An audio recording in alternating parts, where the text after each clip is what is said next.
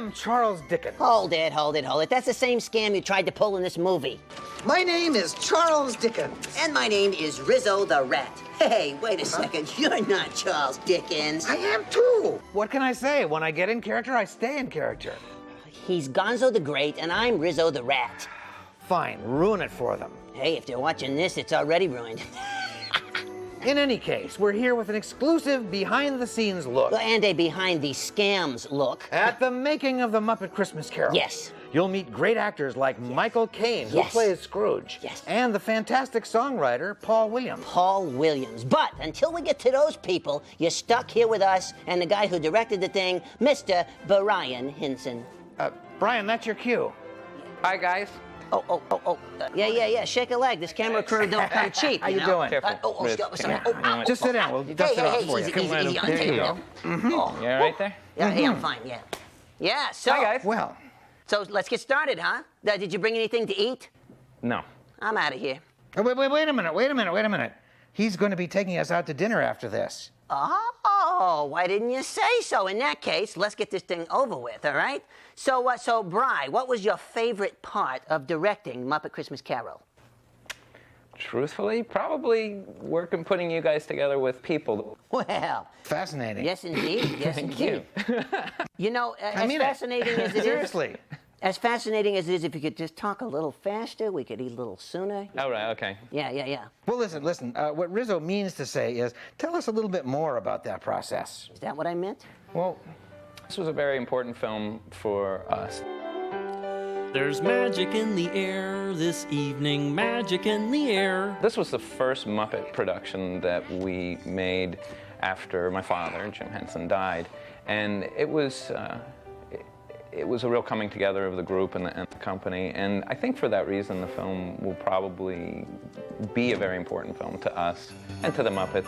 To me, this film marks a new beginning for the Muppets in such a big way. It's been quite a while since we've done anything with these Muppet Show family classic characters that we have, and especially in light of Jim's death, it certainly is starting over. Jim always talked about believing in 7-year cycles. It was just not a big religious thing, but he did believe in 7-year increments in his life. He said it had always fallen into those increments. And it's about 14, in fact, it's exactly 14 years, which is 2 of those cycles since I met Jim, and also since we did the first Muppet movie, which at that point was a real takeoff for the characters, you know. And so it feels like a resurgence of that popularity, hopefully, from this film, you know, and bringing them back into the mainstream again. It was dumb. It was obvious. It was pointless. It was short. I loved it. Yeah. Yeah, well, that's all very interesting, but what I'm curious about is it true that Michael Caine did not know you were a first-time director? Now, apparently that is true because that's what I hear. I didn't know, but I hear that's true. Gonzo, why Right. did you ask him that? We're setting up for the next clip. Oh, well. I was completely surprised after 2 weeks when someone had told me he'd never directed a film before. I thought he had. I mean, I never checked. Like, I knew he hadn't directed a dramatic film, but I thought he'd directed all the other Muppet films and televisions and everything. But he hadn't. He's very good, excellent, as a matter of fact. I think he's made a wonderful picture here. I really do. Oh, there goes Mr. Humbug. There goes Mr. Grimm. If they gave a prize for being mean, the winner would be him. Old Scrooge, he loves his money 'cause he thinks it gives him. Boy, did you guys get that wrong. Everybody's looking back. There goes Mr. Humbug. There goes Mr. Grimm. And now The opening sequence is the winner would be him. I'll get into this. Oh, there goes Mr. Humbug. There goes Mr. Grimm. If they gave a prize for being mean, the winner would be him. Humbug. So, Brian, whose idea was it exactly to make Muppet Christmas Carol in the first place? Well, actually, originally the idea was Bill Haber's, and Bill was our agent, and he represents you guys at that time. Really? Wow. Yeah, and We're power players. One of his first ideas was that we should do a Christmas Carol with the Muppets, and initially, I think that our response initially was that, boy, Christmas Carol has been produced more times probably than any other book. And I didn't know how we could do a Muppet Christmas Carol that would stand out from all the others. The truth is, all we had ever done is put the words Dickens' Christmas Carol on a list. We had never thought through the process of, would this actually make a good movie, or, you know, for the Muppets. Yeah, how could we possibly do that with us in it? That's right. Yeah. But it was when we sat down and started thinking where to put you guys, the Muppets, into Christmas Carol, and putting you into the characters, that we realized, boy, this really could be a lot of fun, and it could almost effortlessly be very, very funny putting the Muppets into these very dramatic parts. Thank you for making me a part of this. He was a tight-fisted hand at the grindstone, Scrooge. In the beginning, the Muppets were going to also be the ghosts, and I knew Gonzo, for instance, you were going to be the ghost of Christmas Yet to Come in the hood, the scary one with your nose sticking out. Ooh, that would have been a smaller part. It would have been a much smaller part. Yeah. In fact, that was one reason why we didn't put you there. And well, thank you. It was Jerry Jewell's idea, and this is really when the film really came together, was when Jerry Jewell had the idea to cast Gonzo as Charles Dickens and have Gonzo telling the story and actually delivering the Charles Dickens prose. I think that's when it all came together, and that's when we really knew we had a good film. When we started talking about this, I immediately went back to the book and I said, one of the characters are great and the story is wonderful, but one of the things that's really terrific about this is the prose. And so they arrived in Ebenezer Scrooge's childhood. That was the worst trip of my life. And it's just a shame to do a story that doesn't have narration, that loses all that, you know? And yet at the same time, just flat voiceover narration of some sort is really boring in a movie and doesn't sound like the Muppets at all. And then we started, speculating on how we could personify Dick, or make it interesting as Muppet material and still be able to do some of those wonderful words. It was the afternoon of Christmas Eve, and Scrooge was conscious of 1,000 odors. And the next thing I know, Gonzo suggested himself as a surrogate Charles Dickens, and we did that. And then he needed somebody to talk to, so Rizzo came in. A rat! You called? Did you hear that? Huh? We were key characters. Yeah. And to think we worked for nothing. You worked for nothing? Oh, that is funny. That is hysterical. What's he saying? What are you talking about? You didn't work for anything either. I know. We knew from the start that Scrooge would have to be a human character because nothing would fit. We couldn't imagine any of our characters. Had we done any of our characters as Scrooge, it would have trivialized the character. Bob Cratchit? Yes, Mr. Scrooge? Who is this?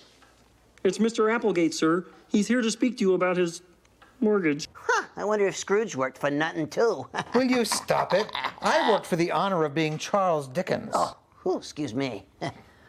Charles Dickens is good, and it would help. You get stuck. You could always go back to this little bound book that I kept on the desk, and he helped. You see, I wrote the book. Wrote it? I didn't even think you read it. Well, did you read it? Well, did you read it?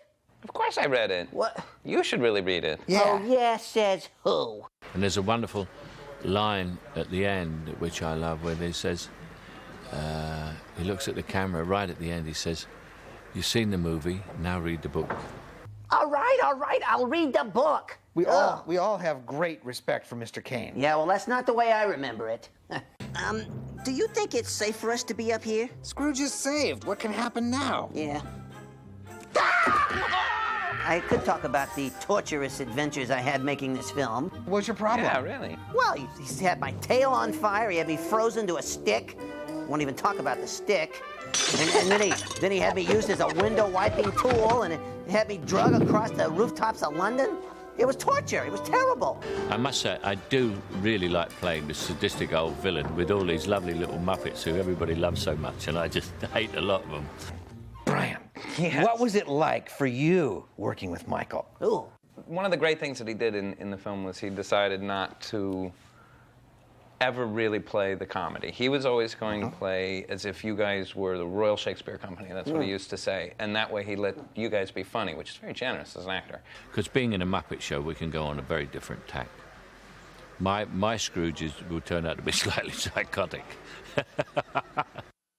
That created a great dynamic. What I think is great about Michael Caine is he's a very classy man, and he makes the film very classy by him. Not that you guys aren't classy. No, of course not. We don't take that way. Truthfully, actually, you guys aren't classy, and he is classy, and that brings a lot, really brings something to the picture. Yeah, unlike some people. There's one spot in the film where I love his acting, which is really the one time he is deliberately funny, where he's in the counting house and we're trying to establish that Scrooge is this ruthlessly greedy man, and where he goes and throws out the guy who he's defaulted on his mortgage. The stone you can't squeeze blood from, and that's the truth. Thank you for not shouting at me. And then Bean Bunny is outside singing. And at that point, Michael becomes so greedy and so ruthless that he truly becomes insane. What do you want? A penny for the song, Governor? And I think that's a very funny beat. It's a in the great film. moment. Yeah. And I think one thing that was great for Michael is he got to sing in this, because of course our movies are musicals, and I think he had done so many films before doing this one, but I think this was the first time that he got to do a musical number, and he just went into it with such gusto. We were a little worried, but he pulled it off. Well, he pulled it off, didn't he? Yeah. With a thankful heart, with an endless joy, with a growing family, every girl and boy will be nephew and niece to me. But the most interesting thing for me is the transition. And there is a very beautiful song during which it happens. I wish you well, but I must leave you now alone.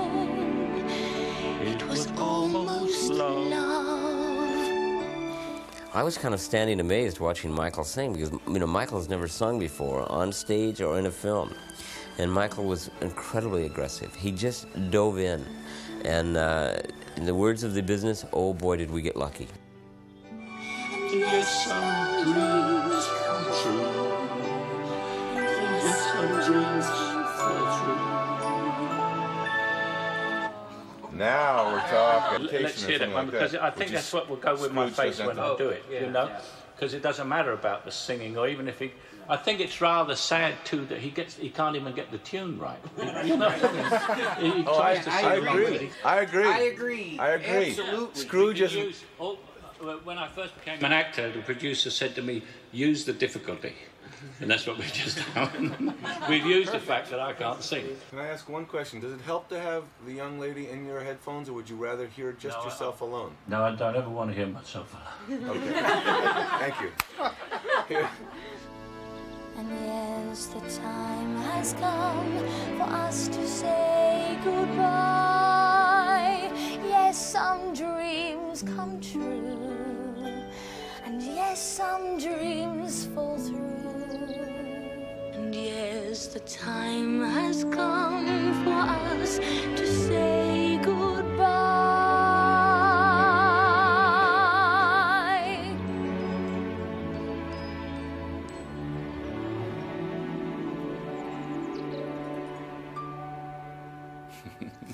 Beautiful. Right?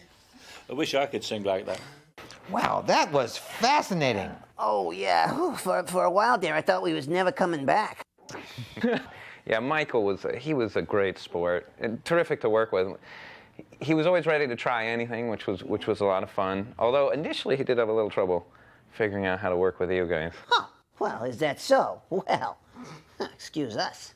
One of the Muppeteers had to say lines to me the way I'm talking to you. He's off camera and I'm talking to him. And he had to do that.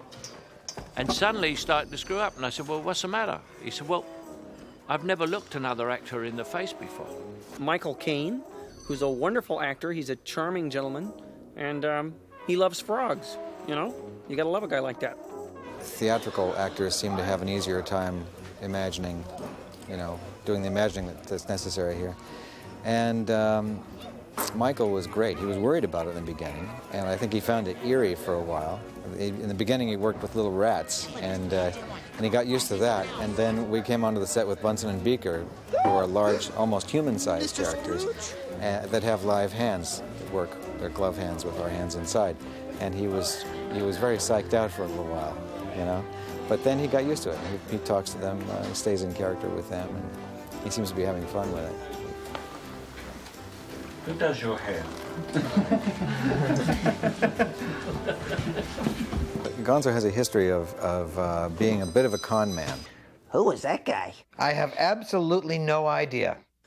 He has been known to stretch the truth a little bit. Well, that is an outrage. I'm speechless.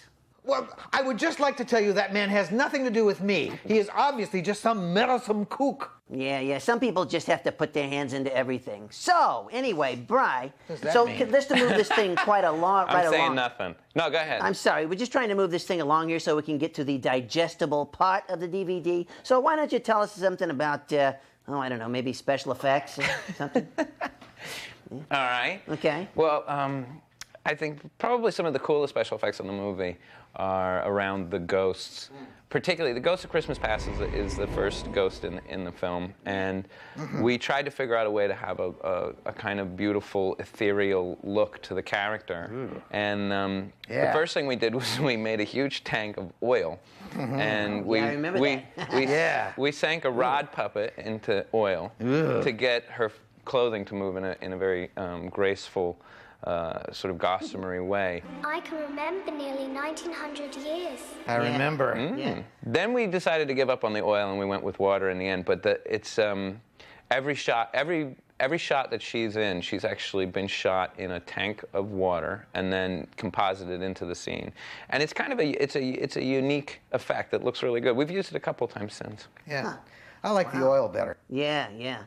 Whatever happened to that 50,000 gallons of oil? I have that back at my place. Well, Brian, do you have any favorite scenes? I'd really like to know. I mean that. Hey, I mean hey. that. I know why you asking that. You're setting up the clip. Setting up the clip. Yeah. All right, actually, one of my favorite scenes is a scene that you guys did, which actually doesn't push the story at all. Gonzo and Rizzo were in front of the counting house when Scrooge was searching his apartments, and then he had to be in the back, not the counting house, Scrooge's house, and had to be around back of the house when Scrooge was in bed. And I didn't want him just to appear at the back, so we had to quickly come up with a scene that was just basically you guys moving around back. And it turned out to be such a funny, silly, stupid little scene. It doesn't push the plot at all, but it's the scene where Rizzo's on top of the gate and he doesn't want to jump and he thinks he's going to die, and Gonzo tries to catch him and misses, and then Rizzo just walks back through the bars because he was actually small enough to fit all along. Come on! I really hate this. You wanted to know what was happening. Now Scrooge's bedchamber is on this side of the house. Now jump! There's only two things in this life I hate. Heights and jumping from them. Too late now. Come on, I'll catch you. God save my little broken body.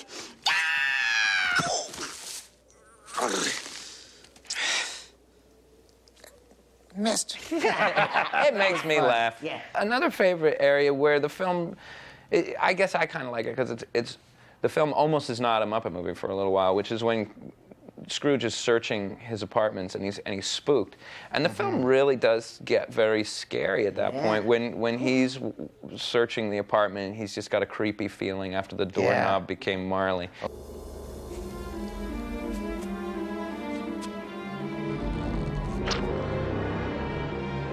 Jacob Marley.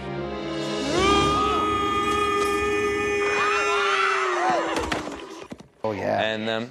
And really, the film gets very scary by the time the fire goes out. And I think we thought we were kind of pushing the film as far as it could go in terms of how scary it could get for kids. And then, right when it was getting to be too much, we had Marley and Marley come in, and it's Statler and Waldorf. We're Marley and Marley, avarice and greed. We took advantage of the poor, just ignored the needy. We specialized in causing pain, spreading fear and doubt. And if you could not pay the rent, we simply threw you out. And of course, that's funny as well as scary, so it kind of breaks the tension nicely. Yeah. That's about all. And then really the rest of the movie, Didn't care much about It was not that great, It was was it? fine, fine. Those are the best parts. We're Marley and Marley, our hearts were painted black. Well, I know what my favorite thing about the movie was. Piggy. Are you crazy? Why is that? Well, because she wasn't crazy about her part. In fact, she was beside herself, which ain't easy when you're toting around that much bacon. I'm not bitter about the part, though. Just want you to know. I'm not bitter because there are no small parts, just small actresses, right? Wrong. There are huge actresses in minuscule parts. Just want to get that straight. Oh, she wasn't that mad. Oh, you want to bet? Oh, and I am about to raise you right off the pavement. Well, Miss Piggy did enjoy working with Michael Caine. Sure, Michael Caine's the star. Sure, Michael Caine's a great actor. What he needs is a great actress. They could have made him Mrs. Scrooge, but no. Well, on the other hand, she did enjoy working with us. Well, who wouldn't? There's some tension involved. Like Rizzo, the rat, Gonzo, who's a geek, a creep. Otherwise, we have a nice time. Well, she does have a way with words. Yeah, when she ain't eating. Oh, hey, speaking of which there, Mr. Director, shall we? Oh, wait, one more thing. Oh, yeah. Oh, yeah. Merry Christmas! All right. Oh, you know now, what, guys? Before we go anywhere, let's decide where we're eating. Oh, yeah. Oh, you know, guys, I forgot my wallet. Oh, and you remember, I didn't get paid. Wait a second. No, I am living on a fixed income. I am not paying. No, come on, guys. Last time you ordered like 10 pizzas. Yes, I know, but Well, look, we could just get so much junk food. I know a place where you can eat for $1. Oh, all right. It's always me.